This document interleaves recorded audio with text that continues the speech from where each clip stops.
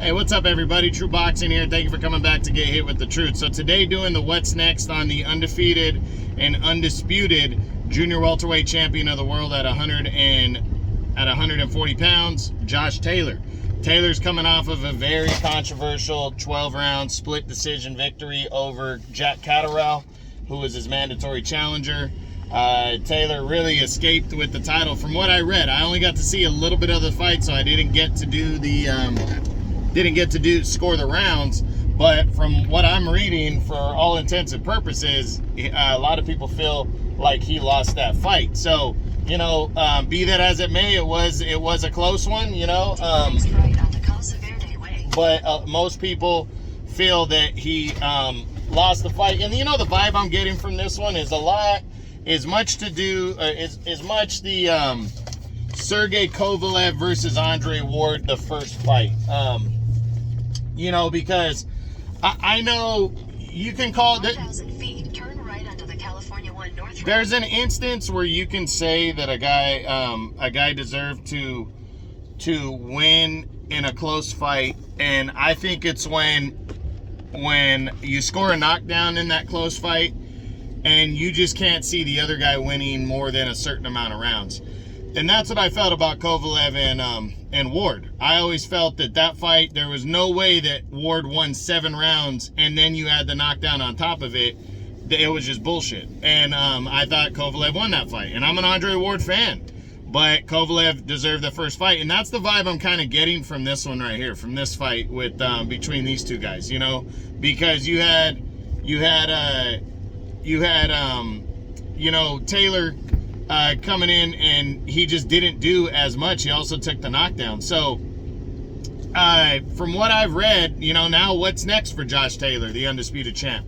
Well, you know, a lot of people have been calling for rematch since the night of the fight.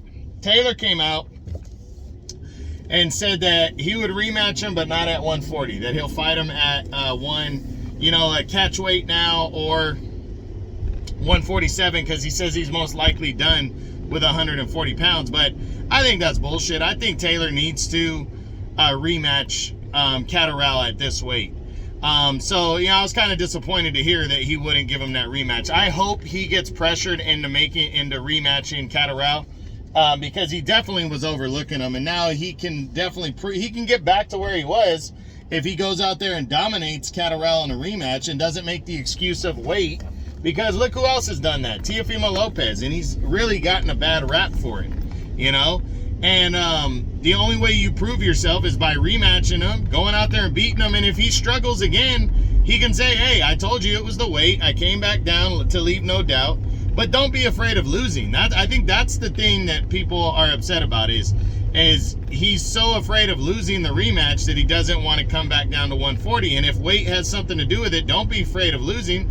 Go out there, take the fight, go out there and win. And if it's close again, as I said, you can make the excuse that it's because of the weight. If he goes out there and blows him out, he can say, hey, look, I took one more fight at 140, I kicked his ass, I'm done now at 140. You know, so what's next for Taylor? I really don't think it's going to be a rematch, but I hope it is with Catterall. And then the other stuff, you know, if he moves to 147, I mean, I would love to see him fight Bud Crawford, but I'm not sure after the performance against Catterall he's going to want to come in against Bud. Plus, Top Rank, I don't think they're going to work with Crawford after the lawsuit. And vice versa. Errol Spence probably not going to be on the table because he's shooting for probably the Crawford fight after. Yordenis Ugas is fighting Spence. The loser of that probably, and they're both PBC. Danny Garcia, no. Jaron Ennis, no. Virgil Ortiz, would love to see it, but I don't think Taylor wants his first fight against a guy like Ortiz.